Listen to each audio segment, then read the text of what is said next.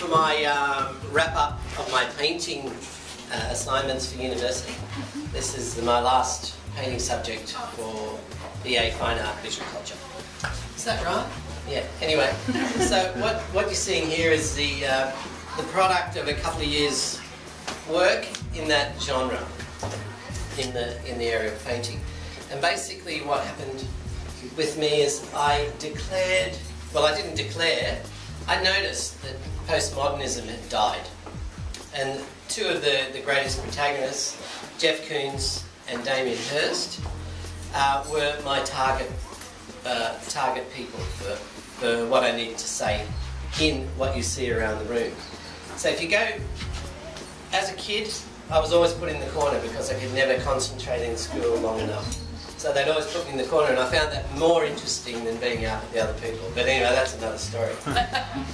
My journey from the end of postmodernism starts over in the corner, and then we work all the way around the room.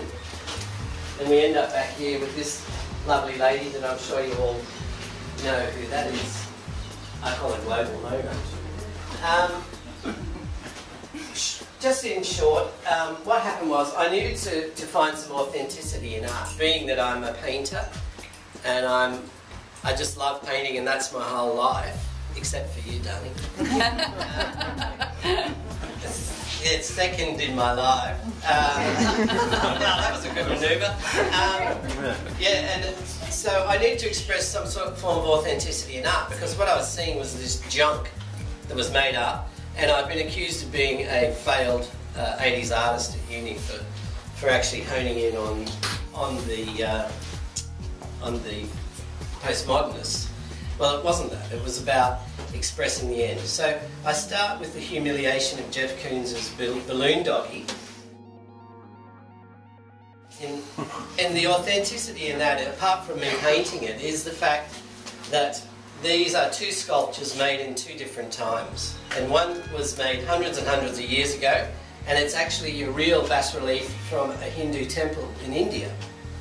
And in the real scene, there's a donkey being molested by two guys. So I've taken Jeff Koons' balloon doggy, put it there, so I think it's quite relevant.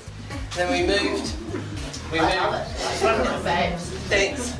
Then we moved across to Damien Hirst being crucified in the spirit of Rubens, very loosely in the spirit of Rubens, might I add. And I watched a lot of videos and did a lot of research on the protagonists of postmodernism.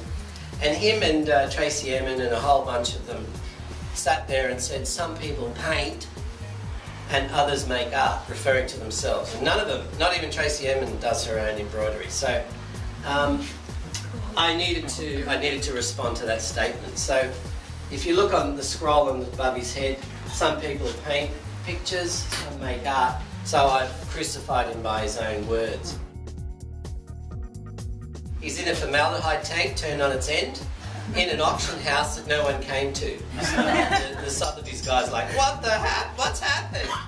And we move to the next picture, which is Artemisia Gentileschi. She was a student of Caravaggio, and she did a painting exactly like that called The Death of Hollow Ferns. I juxtaposed it a bit and put Damien Hirst's head on it, and I called it The Death of Hollow Thoughts. And so there ended the postmodern lesson until you get to the manufactured work that I've put up there with the skull.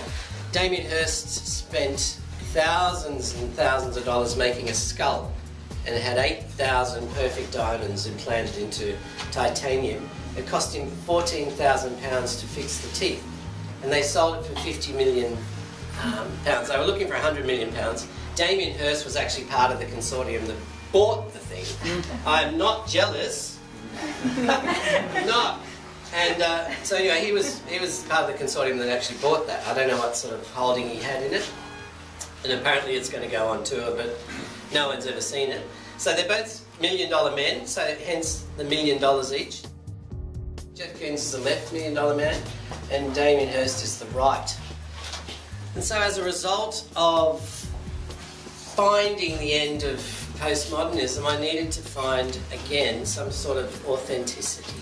I was looking for authenticity or a modern reality in painting. I met this very learned gentleman who's sort of sparked me on to, in lots of ways, with digital art and things like that. And digital art is very much part of everything we do. Every time you pull out your phone, someone's going, hello, and they're selfies, and it's like, hello, hi, yeah, do you want to have sex on the phone? You know, all this sort of stuff. So, but what happens is it becomes an ephemeral device. It joins the endless text of the digital world, the digital interface, and it goes away. So what I wanted to do was capture those moments of digital, you know, I didn't do anyone's bum or anything.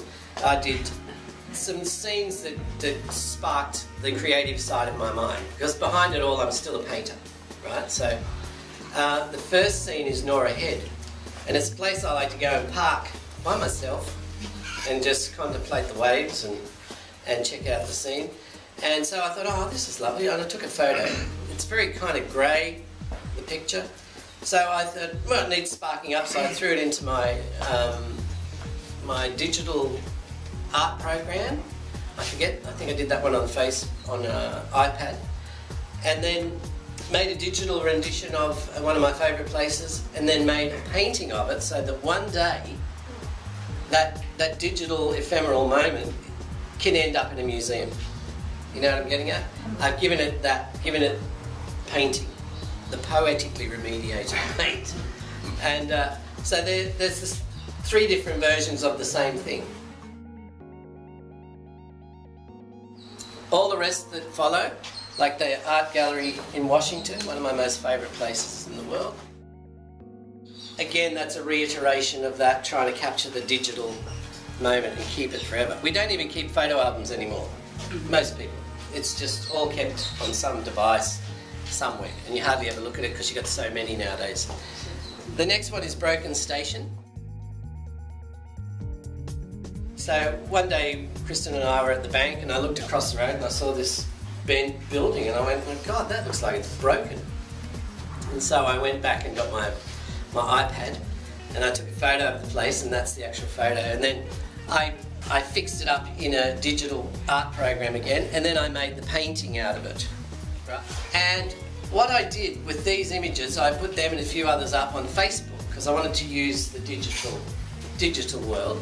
And I had a contest to see which painting was most popular, and Broken Station was the winner with over 200 votes. So what happened with that? It was all nice, it was all pretty. I'm sort of making a point, but I didn't know where the point was.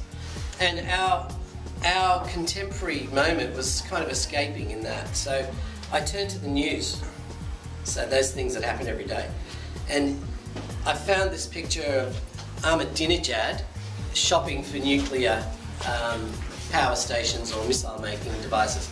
I wanted that one there, the blue one, to blow up United America. He's probably saying.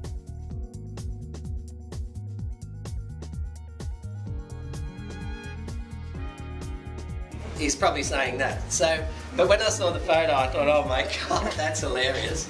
And so I needed to express that in art, so I took it again into the digital format and then made a painting. Reiteration.